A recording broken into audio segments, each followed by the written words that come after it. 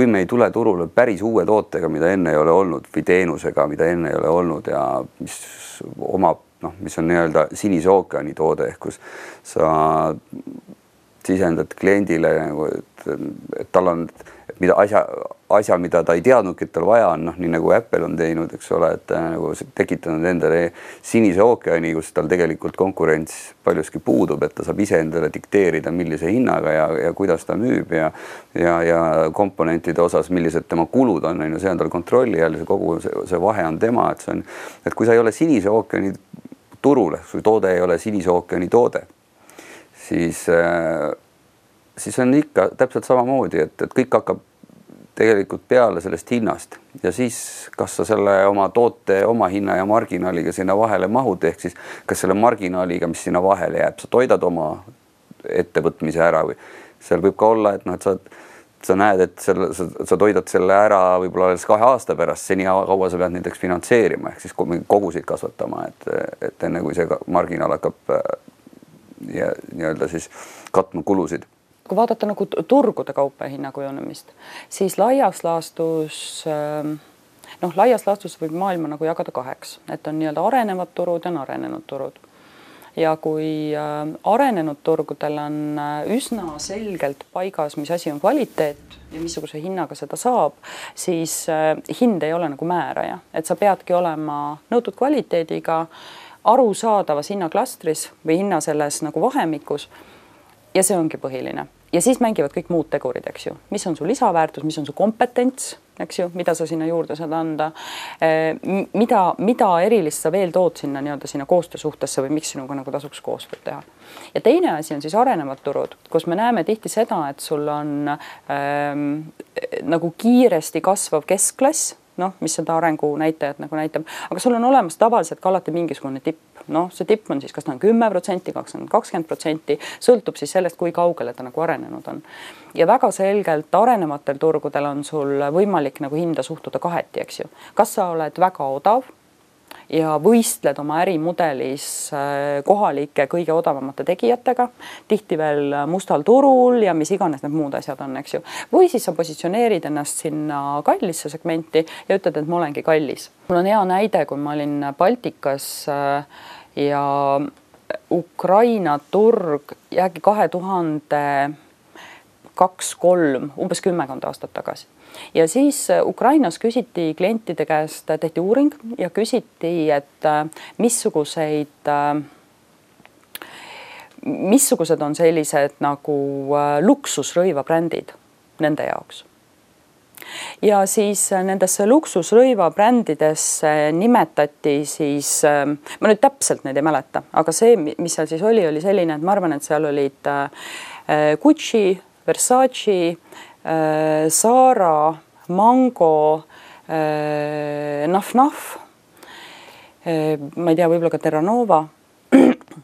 Ja kui nüüd mõelda seda spektrit, meesterahvad võib-olla ei oska üllatuda selle üle, aga naisterahvad kohe kindlasti üllatuvad, et mis mõttes on pandud kokku siis nii-öelda luksusbrändid ja kiirmoebrändid, kus ei ole luksusega midagi pistmist. Siis tegelikult on ju see, et inimeste taju oli täpselt arenenud nii, et kõik see, mis oli välismaine, oli kallis ja seal juba enam ei olnud vahet, kui kallis ta on, sest seal see nüansirikkus ja arusaamine puudus. Ja siis kõik kohalikud olid odavad ja need olid nagu kordades odavamad ja see oligi see alamkoht. Nii et sul tegelikult seda vahepealset nagu taju ei olnudki. Nüüd on möödunud 10 aastat ja ma arvan, et Ukrainas läks vähem aega ja kõik väga täpselt saavad aru, mis asi see hierarhia on ja kus kohas sa oled ja kui sa turule lähed, siis sa lähed ikkagi, sul ei ole seda luksust, et sa lähed kiirmoe brändi nagu konkureerima luksusbrändidega, näiteks hinnas. Sa lähed ikkagi täpselt sinna, kus on täpselt sinna samma gruppi nende konkurentide juurde ja töötad sealses hinnatasemes või hinnavahemikus. Et aga see on see võimalus, mis on nagu areneval turul, eks ju. Toodete hind kujuneb ikkagi turu ostujõust lähtudes, eks ole, ühest küljest, aga teine asi on muidugi see, et mis hinnaga sa asja juba korra pakkuma hakkad. Et vaadake, kui Starbucks hakkas müüma kohvi $3 tass, eks ole, siis see oli täiesti enneolematu, inimesed olid harjunud maksma tassi eest 50 senti. Ja sellega peab turu nagu sisse töötama, aga see on võimalik. Kui nad oleks alustanud $1, võib-olla neil ei läheks nii hästi. Kui sa hakkad midagi tegema, sa pead olema kindel, et sa teed seda õiges kohas, õigele kontingendile, õige raha eest. et hinnakujunduse teema on üks klassikaliselt kõige rohkem siinkandis või Eesti turul, väikestel turgudel nii-öelda võssa panemise selliseid kohti või selliseid pimedaid kurve, kus tootmisest kulud on väga kallid tihtipeale igasugustel, mida füüsilisem objekt on, mida rohkem ta detaile sisaldab, seda kallim on teda toota. Ja tihtipeale juhtub see, et see lõpphind kujuneb liiga kõrgeks, aga see tulekski enne kindlaks määrata, et mis hinnaga on võimalik seda toota, millised on konkureerivad tooted turul ja kui ei ole võimalik toota mõistliku hinnaga, siis tegelikult hüljata see idee juba enne testimisse minekut. Hinnapõhiselt äri ülesehitamine ilmselgelt on algul võib-olla vajalik, kui turule sisenetakse, et peab olema mingi eelis. Ja kui nii-öelda brändi või ettevõtet veel ei tunta, siis ilmselgelt on hinnaeelisega lihtne siseneda. Teine küsimus on, kui jätkusuutlik see on. Siin on nagu palju näited ka Eesti turul olnud, kus tehaksegi nii-öelda hinnadumpingut, aga kokkuvõttes iga ettevõte peab teenima kasumit, et see oleks jätkusuutlik ja seetõttu peaks ikkagi lähtuma nagu hinna kujunemisel peaks lähtuma nagu ikkagi tarbijaskonna võimsusest, aga ühelt poolt ja teiselt poolt ka sellest, et see on võimalik kasumiga toota. On kaks olulist teooriat, et on Jaapani ja Saksa ja Euroopa oma, ütleme Euroopa oma. Euroopa hinnakujunduspoliitika üldiselt on niimoodi, et löön kõik oma kulud kokku, vähenan kirve otsa ja see ongi hind. Jaapanis on niimoodi, et lähen turule, vaatan, mis hinnad on, võtan 10% maha ja proovin sellega hakkama saada.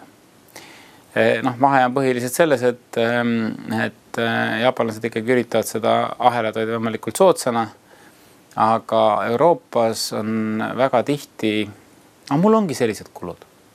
Meil ongi sellised maksud. Meil ongi vaja sellist sotsiaalkindlustussüsteemi, eks ole, mis moodustab 50% kogu maailma sotsiaalkulutustest, kuigi siin elab 7% inimesi. Aga mina usun, mina olen igal juhul Jaapani hinnakujunduse eelistaja. I think ultimately, if you launch a new product, it's a question of what you're targeting. If it's a product that's supposed to replace an existing product, either on the basis of quality or price, then of course it's relatively simple. You have to take the view that you have, for example, a product that is substantially better than the existing product in doing something. And if the existing product has a price of 100, then and you need to sell for more than 110 in order to break even, then you simply say, okay, well, let's start at 120, but it's all about selling. It's all about trying to convince the client that the 20 extra in price is more than justified by the better performance, the better quality, whatever.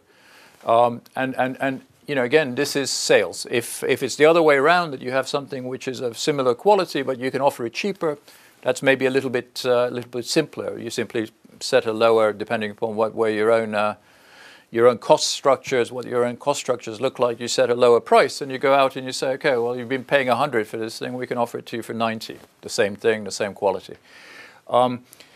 That's all sort of relatively easy, and there are, I'm sure, many textbooks that explore, how best to find the right price or starting price for a new launch of a product based on quality or price versus the competition. What is much more difficult is to determine the price level for something that has never really been attempted, something new, very innovative, and which is why, I mean, for example, the whole one of the biggest questions we've faced in global business over the last, 10 years or so, is how to create the right pricing models and the right business models for basically taking money out of the internet. Nobody could have said a few years ago that this is how you should price it, this is how you should this is what you can sell on the internet and this is how you should price it. See on ju jällegi nagu toodeti või teenuseti väga erinev, et on neid valdkondi, kus mitte odav hind, vaid pigem kõrge hind on see, mis kvaliteedile viitab. Noh, võtame kas või tervishoiuteenuse, mis iganes tervishoiuteenuse valdkonna vaevalt, et hinnavõrdlus on see, mille pealt sa lähed tegema oma silmaoperatsiooni või mõnda muud oma tervisega seotud asja, eks ole. Et samamoodi on väga paljudes valdkondades. Et hind on argument, aga see argument ei tähenda alati seda, et kõige odavam hind on kõige parem argument. See sõltub valdkonnast. Kui ma nagu ise ennast vaatan, siis kui näiteks Apple pakub oma tahvelarvuteid või mobiiltelefone ja ma tean, kui suure osa sellest moodustab marginaal, siis mul millegipärast peas ei teki küsimust, et Apple'i aktsionärid saavad nagu liiga rikkaks. Et ma näen, et seda toodet tõesti nagu hinnatakse ja väärtustatakse ja selle järgi nagu ka ostetakse. Aga hoopis teine asi on, kui näiteks Eesti Energia tõstab elektrihinda ja ma ei saa aru, kuidas see hind minu jaoks nagu kujuneb, siis mind see tõsiselt nagu ärritab, et siin mul ei ole nagu endal võimalust seda väärtust mõjutada. Et Apple'i toote puhul ma saan ise otsustada, kas ma maksan selle hinna või mitte elektrienergia puhul, aga on nagu teine küsimus. Ma arvan, et siin on ühiskonnal kindlasti kasvuruumi, et sellest nagu aru saada. Et lõppkokkuvõttes see on alati valikuvõimalus. Et kui sa leiad, et selle toote puhul sa ei saa piisavat väärtust, siis sa jätad ostmata ja ostad alternatiivi, kui need monopoolsed näited välja jätta. Kui päris aus olla, siis see on asi, mida me õpime täna ja õpime ilmselt järgmised aastad veel. Et meie esimese toote puhul me tegime ma arvan, et esimese aasta jooksul kuskil 6 või 7 hinnamuutust. Nii üles kui alla. Nii et alates kuskil 29 eurost kuni lõpetades 99 euroni. Täna me näiteks esimese toote puhul oleme siin valmis mingites piirkondades tõstma seda toote hinda kuskil 129 euroni. Meid on väga palju nagu meile öeldud, et kuidas me müüme. Venemaal on meie toote hind olnud siin $165. Ameerikas $79 ehk et niisugune vahe. Et kuidas me müüme ühte basiilikupotti $165. Et noh, sa ei müügi tegelikult ju basiilikut, vaid sa müüd hoopis teistsuguseid väärtusi. Sa müüd emotsioone, mis iganes muud. Et siin on see hinna kujundamine on olnud meile nagu väga keeruline. Ma ütlen, et kui see vähegi võimalik on, siis tuleb seda lihtsalt testida. Kui niisugune tavaline AB testimine ei aita, et siis tõepoolest tulla välja oluliselt kõrgema hinnaga, siis hakata seda vaikselt langetama.